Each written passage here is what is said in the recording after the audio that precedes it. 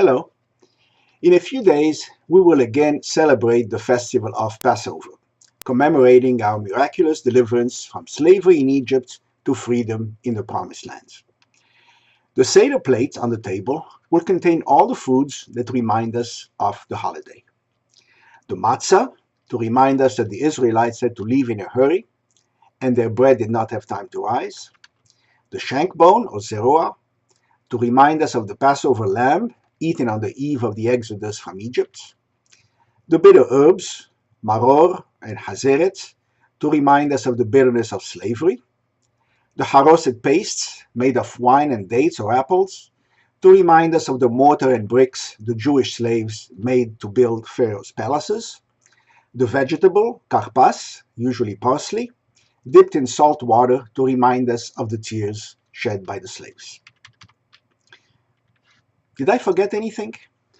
Oh yes, a roasted egg, zeroah.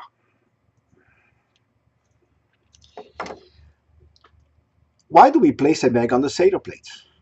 The egg is never mentioned in the Haggadah and is never eaten. The answer is very simple. We don't know. The first reference to it is by Rabbi Yitzhak ben Abba Mari in late 12th century Marseille, France. Let us speculate on its significance, but note carefully that none of these explanations appear in ancient Jewish sources. First, the egg symbolizes the beginning of life, and the events of Pessah mark the true beginning of Judaism. It also symbolizes the renewal that occurs in springtime, the season of Pessah. Next, when the temple stood, a festival animal offering, or Haggadah, was brought on the afternoon before Pessah in addition to the Pessah offering itself. It was also roasted and eaten at the Seder meal. The Hafetz Haim, in his Mishnah Berurah, published in 1904, believes the egg is a substitute for the Haggadah. Next, eating an egg is a sign of mourning. It is traditionally the first foods eaten after a funeral. So, although we're celebrating our freedom, we still mourn the loss of our temple and the fact that because of it, we can't offer the Paschal sacrifice anymore. That's why many people eat a hard-boiled egg dipped in salt water at the beginning of the Seder meal. Also, the egg is smooth and has no opening, like the mourner who grieves silently and appears composed on the surface.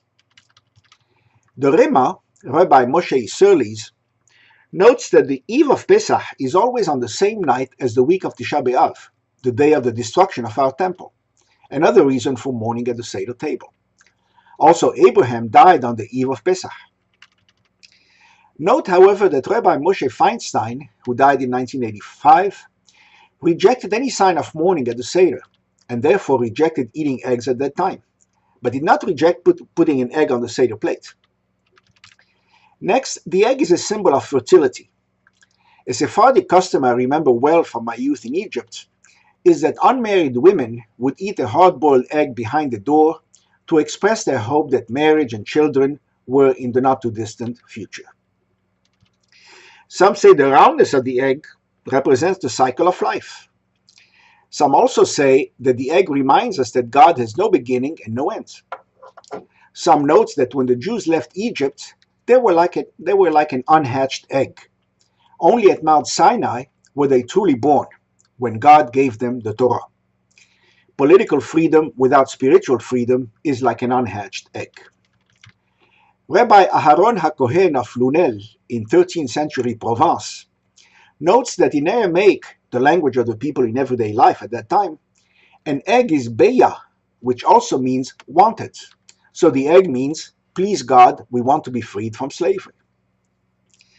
Rabbi Yehuda Dov Singer writes in 1977 that the egg is a symbol of freedom because the Romans ate it at their feasts.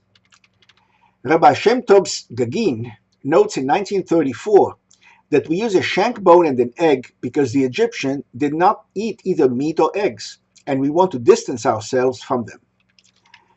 Another opinion is that peeling an egg frees it from its shell. It is not easy to do. Likewise, it is not easy to free yourself from the slave mentality. This is quite true, and that is why God made the Israelites wander in the desert for 40 years. to make sure the generation of the Exodus died out and that only their children born in freedom would get to start the new country. Yet another opinion is that an egg cannot stand without help. Likewise, our ancestors needed God's help to free them from slavery.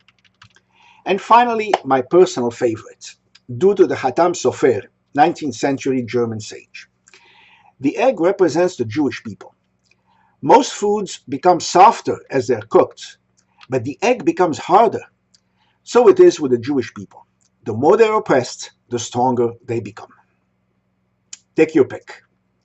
Hag Kasher v'Sameach.